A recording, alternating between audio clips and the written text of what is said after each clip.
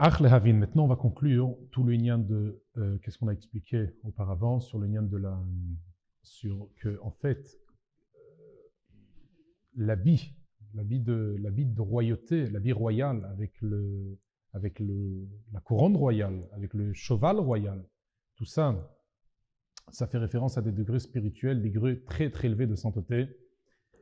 Alors, il a expliqué que l'habit royal, c'est justement le degré du Sovev Kol Almin, le degré qui transcende tout le monde. Alors, pourquoi on dit c'est lié avec le monde, puisqu'en fait, c'est justement sa hauteur qui fait émaner le monde. On a dit que la matière vient justement du Sovev Kol Almin. Après, on a parlé de la couronne royale. Il a expliqué en cours que c'est un peu le même concept, c'est la hauteur très très élevée. Après, on a parlé de la... ouais, je veux dire. Alors, après, on a parlé du cheval.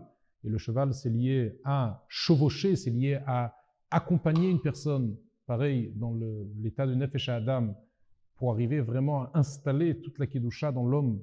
C'est justement en utilisant les paroles de la Torah, de lire les paroles de la Torah, de lire les paroles de la Tfila. Et c'est justement là où tu peux installer.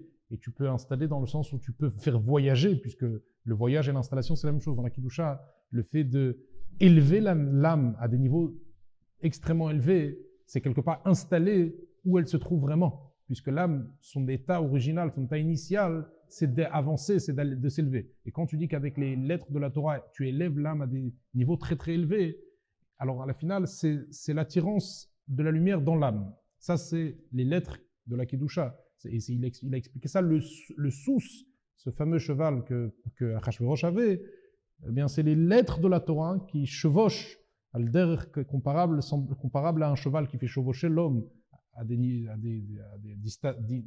destinations que l'homme ne peut pas arriver sans le cheval. Pareil, les lettres de la Torah et la Tfila, ça fait voyager l'âme, ça la ramène à ces niveaux à elle. C'est ce qu'il a expliqué. Maintenant, il va commencer à expliquer une seconde. Si c'est ainsi, comment Aman il voulait avoir tous ces degrés-là? Parce qu'a priori, qu'est-ce qu'il dit Aman? Achashverosh, le roi, lui demande qu'est-ce que je dois faire à un homme que j'apprécie. Aman lui dit, en pensant que le roi se réfère à lui-même, eh bien, il lui dit tu lui donneras la couronne, tu lui donneras l'habit, tu lui donneras le cheval. Et si on dit que toutes ces choses-là, en fait, c'est lié, ça réfère à des degrés très très élevés spirituels. Comment Aman a pensé avoir ces degrés spirituels? Aman était une impureté, Aman était le contraire de la sainteté. Comment lui, d'abord, il espère avoir un niveau comme ça? Qu'est-ce qu'il a envie de ça de toute façon? Et deuxièmement, comment il croit qu'il va réussir à avoir ces degrés spirituels tellement élevés? Parce que de base, il dit à donne-le à la personne que tu apprécies en pensant que c'est lui-même. C'est-à-dire qu'il se réfère à des degrés comme ça. C'est ce que l'Admorazaken va conclure dans ce Likutei Torah. Et il va dire un truc très fort, que oui, il y a quelque part dans Haman quelque chose qu'on peut tirer, puisque si c'est lui qui a demandé cette chose-là, bien qu'à la finale, Dieu ne lui a pas donné à lui, lui a donné à Achashverosh, à Mordechai, alors c'est sûr et certain que, mais quand même, le fait que lui, il a envie de ça, c'est que même dans le concept de Haman, il y a un degré qu'à nous de prendre enseignement du Haman dans notre Avodat Hashem, dans le service de Dieu. C'est ce qu'il va expliquer ici. Ach lehavin, mashekatu vaikach Haman et alevush vetasus. Alors, pour comprendre qu'est-ce qui a marqué, Haman a justement, pas seulement il a voulu, une petite correction, c'est pas seulement qu'il a voulu, c'est qu'il a pris tout ça. Il a pris, mais il a habillé Mordechai. Il a pris le cheval, il a pris l'habit, il a pris la couronne. Mais si ça réfère à des degrés tellement élevés, comment ça se fait qu'il a pris Bichlal? Comment il a à faire avec ça? Comment il a à faire avec ce saisie de degrés tellement élevés? In Amrou Hazal, les sages de mémoire bénise nous disent Aman minatora minain. Alors les sages, dans le traité Megillah, les sages demandent d'où on voit Haman. Est-ce qu'il y a un concept comme ça, Haman dans la Torah? Dans la Torah écrite, parce qu'on sait que la Megillah, c'est les Ktuvim. Esther, c'était bien après la Torah écrite. On parle de 1000 ans environ après la Torah écrite. Oui, on a fait le calcul. Les deux temples, les deux Beth Amikdash, ça fait 410 et 420, ça te fait pratiquement, et après ça, aller un petit peu là-bas, ça te fait 1000 et plus, voire 1000 et plus. Alors la Torah écrite, c'était 1000 ans avant, environ. Et Haman, c'est 1000 ans après. Alors on demande l'histoire de Haman, est-ce qu'elle existe dans la Torah écrite? Et c'est ça qu'est-ce que les sages demandent comme question dans le Talmud. Haman mina Torah minayin. Est-ce qu'il y a un concept comme ça de Haman dans la Torah écrite? Parce que chaque chose s'écrit let mile, juste pour comprendre, juste pour expliquer, c'est écrit let mile de l'orim mise beoraita. Il n'y a pas de chose dans le monde qui n'est pas allusionnée dans la Torah écrite. Alors si il y a Haman dans les Ktuvim, comme on les lit dans la Megillat Esther, est-ce qu'il y a une allusion, est-ce qu'il y a un concept comme ça qui existe, où il y a là, il te dit plus qu'une allusion, il te demande où c'est écrit Haman dans la Torah écrite. Les sages demandent cette question-là. Il y a quoi? Il y a Yitro et Balak dans les deux styles, quoi. Tu prends un enseignement de quelqu'un, tu te dis bon. Peut-être on peut dire que c'est... Bon. Mais là, il demande est-ce qu'il y a écrit. C'est intéressant et c'est, comme tu expliques, il faut aiguiller, il faut aiguiser. C'est quoi la question en fait, pourquoi sur Haman spécialement on veut qu'il y ait écrit dans la Torah écrite? Alors, c'est une bonne question. En tout cas, on va continuer. Qu'est-ce qui est marqué ici? Et là, il explique. Et il va dire tout de suite la réponse. Il va expliquer ça. Vaha'inyan. Le sujet est le suivant. Dictive. Bichlal s'écrit. Il y a un passage qui dit comme ça. D'ailleurs, on l'a lu. C'est un passage qui dit comme ça. Reshit Goïm Amalek. La tête des nations, le début de nations, c'est Amalek. Il dit comme ça, chez Kolov de Kochavim ou Mazalot, que toutes les nations qui sont des idolâtres à la finale, qu'est-ce qui se passe? Sont à la finale, ils proviennent de l'arbre de la connaissance qui a du mal et du bien. En fait, il faut savoir que tout ce qui est le mal qui est sur terre, c'est la faute que Adam a fait. Quand il a pris la figue, pour certains ils disent les raisins, en tout cas la pomme n'existe pas, c'est un truc chrétien. Mais en tout cas, ça qu'il a pris, c'était quel arbre? C'était un arbre de la connaissance du bien et du mal. Les nations du monde, ils vont être alimentés, leur vitalité, parce qu'il faut savoir qu'Adam de base, c'est la source de la racine de tous les juifs. Et d'où viennent les nations du monde? D'où vient la vitalité de leur existence? Eh bien, il dit, il vient de l'arbre de la connaissance du mal et du bien. Ok? Mais il y a encore, au-delà de toutes ces nations-là, qui ont ce mélange du bien et du mal, et de là proviennent toutes les nations, c'est quoi? C'est Amalek. Et il dit Amalek, ou les malamènes, il est encore au-delà du bien et du mal. Ça veut dire, en fait, comme il va expliquer tout de suite, il n'y a pas le bien et le mal, il y a encore du bien dans le mal. Ouais, c'est ça, c'est un arbre de bien et de bien. Mais il y a quelque chose qui n'a pas de bien. Il est encore au-delà de ce degré-là de dire qu'il y a du bien et du mal. Il est complètement le mal absolu. Les malamènes, pas le malamène au-dessus, dans le sens élevé, mais les malamènes dans le sens qu'il n'y a pas de... il est au-delà du bien et du mal. Il ne fait même pas partie de l'arbre de la connaissance. C'est intéressant. Toutes les nations proviennent de l'arbre de la connaissance, du mal et du bien. Mais Amalek, il est encore un autre cran plus haut que ça. Bezeu Haminaetz Bitmia. Alors, les sages répondent sur la question d'où Haman est écrit dans la Torah. Les sages de mémoire bénisse nous répondent que c'est écrit dans la Torah comme ça.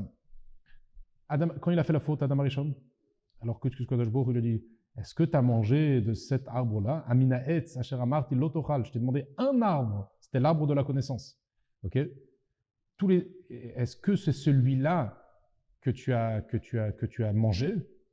Maintenant, le mot hamina etz, tu enlèves le chirik et tu mets un patar, ça fait haman. Est-ce que de cet arbre-là, tu as mangé? Le mot est-ce que de cet arbre-là, ça fait haman. Hamina etz asher amarti lo tochal. C'est de cet arbre-là. Mais en questionnement, il lui a demandé, est-ce que, bien, il savait Dieu, mais il lui a demandé quand même en questionnement. Et là, en fait, il dit une question, il dit, et c'est justement ça le terme hamin, il l'utilise avec le questionnement, parce que c'est pas en fait un constat.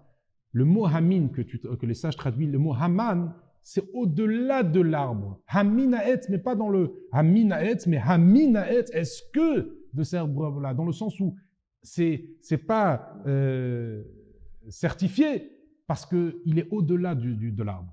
Haminaetz, est-ce que c'est de cet arbre-là? Il est en delà de est-ce que. Il n'est pas encore dans l'arbre, il est au-delà de l'arbre. C'est justement, il te ramène ça du fait haminaetz. C'est-à-dire que même le mot hamin, les sages ils disent Aman, en fait, c'est de là-bas que dans la Torah écrite, il y a marqué le mot Aman. Il est marqué dans une manière de questionnement. Et c'est justement, c'est ça. C'est Aman, il n'est pas dans l'arbre. Il n'est pas le concept de l'arbre. Il est en questionnement de l'arbre. Il est au-delà de l'arbre. Ok? Et il est au-delà de l'arbre. Voilà, il est au-delà de la connaissance du mal et du bien. C'est l'absolu, c'est le mal absolu. Mikol makom achar Alors, c'est cette cinquième ligne. Ok, sixième ligne, pardon. Ou Mikol Makom, c'est la ligne qui commence chez Houle Malam Prinat Haetz. Ok, ou sixième, 5 ou 6 ou 7. Ou Mikol Makom est quand même. Ma'achar dirtiv amin haetz, afilu blashon tmiya. Bien quand même si c'est quand même écrit amin haetz, c'est-à-dire c'est écrit quand même avec un questionnement. Min haetz. Ariyesh lo al kol panim ktsat shaychut al haetz. Le fait quand même qu'il réfère, est-ce que c'est cet arbre-là? Alors c'est vrai que c'est en questionnement, c'est pas un constat qui dit que tu as mangé de l'arbre. Mais il demande en questionnement. Mais quand même un questionnement sur quoi? Sur l'arbre. C'est-à-dire qu'il est quand même lié à l'arbre. C'est-à-dire qu'il est quand même lié à la connaissance de l'arbre de Dieu, il est quand même lié aux nations. C'est quand même la tête des nations. Il ne faut pas oublier qu'Amalek, il est au-delà des nations, mais il est quand même lié aux nations. C'est quoi tout ça? Ça, c'est un peu kabbalistique, ce qu'on est en train de voir. Mais là, il va commencer à t'expliquer dans le sens de la chassidut. Achaïnian, ok? Le sujet, tu es avec moi? Achaïnian. Chez Uprinat Makif Laetz, c'est justement Aman, lui, il transcende. Il contourne, transcende l'arbre. Nogea ve no nogea. Il touche l'arbre, mais il ne touche pas. En même temps, quelque part, comme si on peut dire, il le survole. Voprinat, et ça, c'est justement Aman, son concept, c'est quoi? C'est la chutzpah vegas faroua. C'est l'orgueil, l'audace. Ça, c'est le lien de Aman. Veine, chutzpah, ça veut dire l'audace. Gasutarouach, le gas, ça veut dire grossièreté d'esprit. Il est grossier d'esprit. Il se prend pour n'importe qui, tu vois. Ça, c'est le concept de Haman. Vehine, alors c'est ça le Inyan, c'est que il est lié à des choses négatives, mais c'est l'origine de la négativité. Pourquoi? Parce qu'en fait, quelqu'un d'orgueilleux, quelqu'un de grossier, quelqu'un qui est audacieux, de là vient tout le mal. Toutes les nations ont à faire avec des caractères négatifs, mais l'origine du mal, c'est quoi? Quelque chose que tu peux pas, il n'est pas palpable, c'est cet égocentrie, c'est cet orgueil. Ça, c'est l'origine de tout, et ça, c'est justement l'Amalek. Nogea ve no nogea, ça veut dire il survole, mais toi, tu ne peux pas remarquer. C'est-à-dire que justement, aujourd'hui, on voit dans le monde d'aujourd'hui, il y a tellement de problèmes, mais l'origine, c'est quoi? C'est le moi. Si tu réfères un petit peu, c'est parce qu'il ne m'a pas respecté. C'est parce qu'il n'a pas fait ma volonté. Tu vois, dans les problèmes de Shalom Bayit, dans les problèmes d'amis, etc. Pourquoi tu t'es embrouillé avec lui? Pourquoi tu as eu du mal avec lui? Pourquoi? Mais tu n'as pas entendu qu'est-ce qu'il m'a fait, mais tu n'as pas entendu et qu'est-ce qu'il t'a fait? Tu entends un petit peu, et bien il te dit, tu sais, il m'a pris ma place à la synagogue. Il n'a pas honte, il n'a pas de truc. Et en plus, il m'a demandé, et après, quand je lui demande de me lever, il ne s'est pas levé tout de suite, il a demandé 5 minutes. C'est quoi cet orgueil? C'est cet orgueil l'origine du problème. Et après, ça parle, et après, ça truc, après, ça pareil avec sa femme. Elle m'a pas fait, elle n'a pas respecté qu'est-ce que je lui ai demandé. 10 fois, je lui ai demandé la même chose, elle n'a pas respecté. Ça, que toi, tu ne la respectes pas, ça, on ne parle pas de ça. Mais c'est l'orgueil, c'est justement, il n'y a pas de raison. Toi, tu veux qu'elle te respecte, mais toi, tu ne la respectes pas. C'est de l'orgueil sans raison. Ça, c'est le Amalek. C'est qu'est-ce qu'on fait face aujourd'hui, parce que c'est écrit que le Amalek, il sera là spécialement, fortement dans la génération de Mashiach. C'est écrit, vous allez effacer Amalek, mais d'or. Ok, Amalek, génération à génération. Le Targum traduit d'or. Il y a d'or, c'est la deuxième génération, c'est la pire. Aujourd'hui, c'est la génération de Mashiach. Le Amalek se trouve encore plus que toujours. C'est l'audace sans limite, sans raison. Chutzpah belotam. Il y a un autre mot sur Amalek, on dit taga, on dit un roi sans couronne.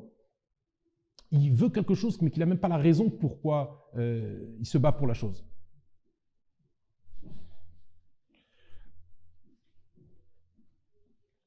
Est-ce que c'est mauvais? Chaque chose, même l'Amalek, là, il va dire qu'il y a dans la Kedusha. Ça, c'est un chidouche parce qu'on ne voit pas souvent. Dans les caractères négatifs, on voit que tout dans la sainteté, t'aimes la vie, tu sais que tu peux aimer Dieu. Tu crains au monde, qu'est-ce qui peut t'arriver? La parnassa, tu sais que tu peux craindre Dieu. Tous les caractères, tu peux. Mais est-ce que le Amalek, l'origine, la chutzpah, l'audace, aussi, tu peux l'exploiter dans la sainteté? Il te dit oui. Et maintenant, c'est pour un peu répondre, qu'est-ce qu'il a dit par rapport à l'habit, que oui, Aman, il a eu affaire avec l'habit royal, l'habit qui signifie Dieu, etc., dans sa grandeur et dans son... Voilà. Il y a aussi de l'autre côté dans la sainteté. Mais quoi? Ça s'appelle Aman après le raffinement. Il s'appelle Aman après le raffinement. D'où on sait ça? Concrètement, dans la Torah, on voit que des descendants de Aman, ils ont étudié la Torah. Tu sais que Mibne Banav Shel Aman, des descendants de Haman, ils ont étudié la Torah. L'Amdou Torah, ils ont étudié Torah. Comme ça, c'est écrit dans la Gemara. Berabim de manière publique. Areshiyesh Prinat Haman, la Bacharaberu. Ça veut dire de là, on voit que quoi? Qu'il y a Haman aussi après le raffinement. Chez Nichlal Bekdusha, qui s'inclut dans la sainteté.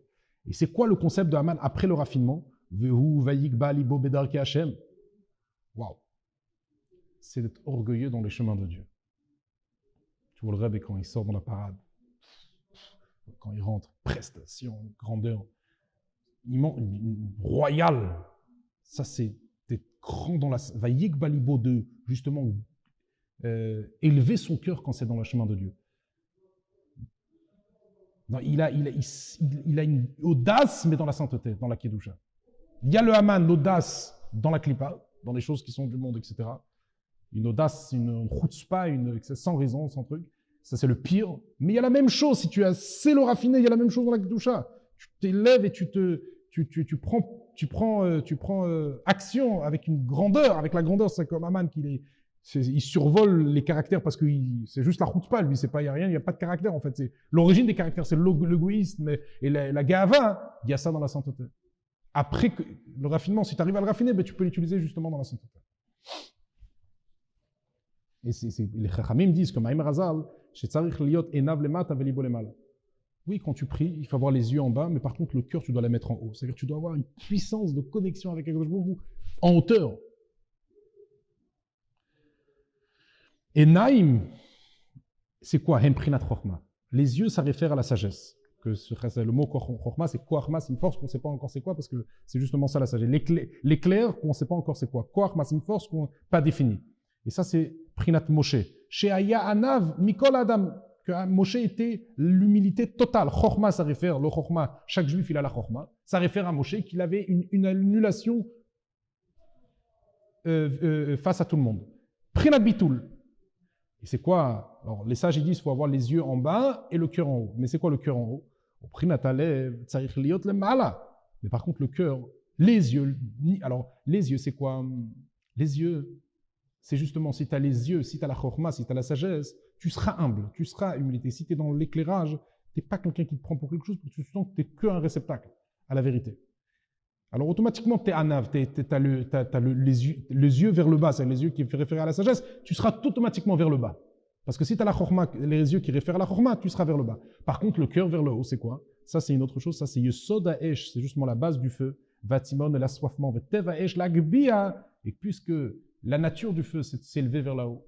Et qu'est-ce qui est référé dans notre Avodat Hashem, la nature du feu? C'est l'amour que tu as vis-à-vis d'Hachem dans le cœur, que le cœur, il a une base de feu, comme c'est écrit dans le Tanya, qu'il a l'enthousiasme, la chaleur qui va vers là-haut.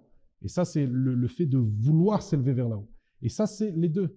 Il faut avoir les deux. L'homme doit avoir les deux.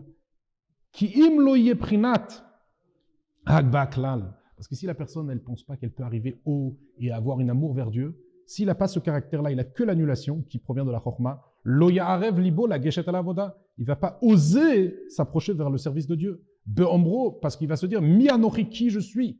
Ou ma vodati, et de toute façon, quel est mon travail? Qu'est-ce que ça sert mon travail? Qu'est-ce que ça va faire vis-à-vis de bon Dieu? Alors il faut avoir de l'audace, dans le service de Dieu. Il faut oser. Il faut être certain que ton travail il va faire effet. Il faut avoir cette oui, je suis un grand, mon travail il va avoir, oui, je suis un grand, et oui, mon travail va avoir un effet vis-à-vis de Dieu. Ça, c'est Hagba, ça, c'est s'élever. Mais de l'autre côté, avoir le bitoul, de la chorma. Il faut avoir les deux. Parce que s'il a que le bitoul, c'est très bien le bitoul, l'annulation. Mais le truc, c'est que le fait d'avoir que le bitoul, eh bien, tu vas même pas prendre action dans le monde. Pourquoi? Ou dans le service de Dieu, puisque tu vas dire que je suis rien en fait. Qu'est-ce que le bitoul va me rendre? Le bitoul, c'est quoi? C'est d'être annulé, justement. Ben, cette annulation va pas me faire avancer, d'être que dans l'annulation. Il faut avoir la deuxième caractère qui est s'élever, un peu le Haman après le raffinement, c'est d'être chutzpah, l'audace de dire oui, mon avoda, il va faire effet, je suis un grand, et ça va faire effet. Vegam et Prinat, il faut bien sûr avoir les yeux vers là-bas, les yeux vers en bas, c'est quoi? Il faut être bitul mamash, il faut être dans une annulation totale face à l'infinité de Dieu. Beham shachat, en attirant la chorma ila, la sagesse supérieure, koachma, ce degré qui s'appelle la sagesse pas définie, qu'on ne sait pas c'est cette force pas définie qui justement réfère ça à la sagesse de Dieu. BSK Torah, en étudiant la Torah de Oraita. Pourquoi? Parce que la Torah, c'est ça. La Torah, ça vient de la sagesse. C'est la sagesse de Dieu. De Oraita mechorma nafkes. La Torah, elle est sortie de la sagesse de Dieu. Ou comme Moshe Katuv, et comme c'est écrit, comme c'est écrit, et mes paroles qui sont rentrées dans ta bouche. Tu es tellement dans un sens d'annulation que qui va parler maintenant? Tu es tellement dans un réceptacle de Dieu que tu vas sentir que c'est Dieu qui parle à travers de toi. Et ça, c'est l'annulation. Ça, c'est le réel annulation. D'arriver que c'est mes paroles qui passent, de sentir que c'est Dieu maintenant qui parle à travers moi. Parce que tu es arrivé à être une annulation totale vis-à-vis de la hauteur. Ça, c'est ce qui réfère ça à la sagesse de l'homme. Et là, automatiquement, c'est Dieu qui va parler à travers la personne. Et ça, une personne, il faut qu'il a ça. Ça s'appelle s'inclure dans l'infinité de Dieu. Ça signifie la sagesse de chacun. Alors, c'est pour ça qu'il faut avoir les deux. Il faut être dans ce niveau-là de annulation, d'être annulé, d'être un réceptacle à l'infinité, que ça réfère ça signifie la sagesse de Dieu. Et de l'autre côté, avoir une annulation, une audace et un enthousiasme et un engouement de vouloir s'attacher, etc. Il faut avoir cette... Et ça, c'est le sujet. Le Talmid Chacham, le sage, il doit avoir tzarich liot shminit shve shminit. C'est écrit qu'il doit avoir 1/8 d'un 8e de gava. Dans la Gemara, il y a toute une discussion, est-ce qu'un Talmid Chacham, il doit avoir de la gava? Alors, c'est très très mauvais dans la Sugia. Dans Maser Resota, on explique comment l'orgueil est très très très mauvais pour un juif. Très très très mauvais. Celui qui est orgueilleux, c'est comme ce qui sert de l'idolâtrie. Dieu, il dit, je ne peux pas vivre avec toi, etc. Très très très mauvais. Mais, la Gemara, elle conclut quand même, est-ce qu'il faut avoir quand même un petit peu 1/8 d'un 8e. Shminit chez Shminit. C'est un minime de chez minime. Tu te rends compte que la gava, elle est radiquée dans la Torah qui est très très mauvais. Mais quand même, il faut peut-être avoir un 8e ou un 8e. Et il dit la Gemara que c'est une belle chose. À l'image d'une épi de blé. Tu sais qu'il y a une petite couronne, etc. Au sommet. C'est beau d'un Talmid Chacham qu'il a quand même un peu de gava. Parce que sinon, le Rashi dit, sinon ses paroles ne vont pas se faire écouter. S'il n'a pas une prestance, il n'a pas. Mais lui-même, ça veut dire quoi? Lui-même, il doit être annulé total. Comme Moshe Rabbeinu. Un juif, il doit avoir une annulation, un bitoul, mais il doit avoir quand même une certaine prestance, que ça va le couronner comme un couronnement joli. Et même ça, c'est pas conclu. Il y en a qui disent que même ça, même le shmin shmin, il ne faut pas l'avoir. En tout cas, c'est sûr que l'annulation, il faut l'avoir certain. Mais quand même, il faut avoir un petit peu de... C'est quoi ça? C'est quoi shmin shmin, un 8e d'un 8e? Il te dit ça tout de suite. Il te dit, en fait, pourquoi? Ki ne prinat chokhma, yesh lamed bet netivot chokhma. Chokhma, il y a 32 lignes c'est 32 canaux de sagesse. Vegam lev begematria lev. Veklalut shnem ole samech daled. Si tu prends 32 et 32, ça fait quoi? 64. Parce que dans la sagesse intellect, il y a 32, et même dans le cœur, lev, c'est 32. Il y a aussi 32 lignes de ce qui est lié à la 32. Et les deux, ça fait quoi? Ça fait 64. Maintenant, c'est quoi shminit, shminit? Un 8e d'un 8e, hein? C'est 1 de 64. Oui. Ou chelek echad misamech daled. C'est ça, un 64e. Un 64e.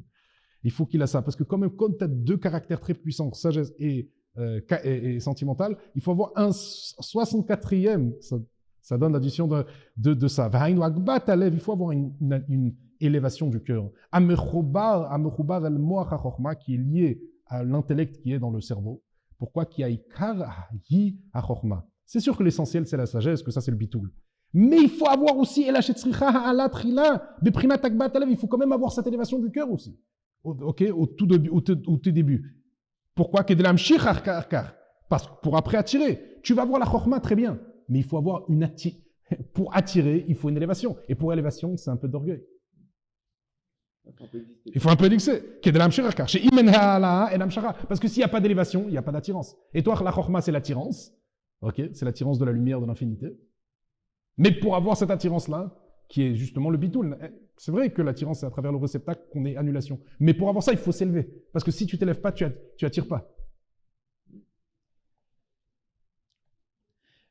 Mais non, c'est le sens de s'élever. Ou c'est ça, c'est l'élévation dans la sainteté comme Aman, qu'il avait dans l'impureté. Lui, il avait la chutzpah, cet orgueil de s'élever le cœur sans raison, etc. Audace sans calcul, mais dans la kedusha, c'est l'attirance de vouloir s'élever vers Dieu. Tu te rends compte, on appelle ça la chutzpah de kedusha, c'est s'élever, c'est audace de vouloir s'élever vers la sainteté. Ok?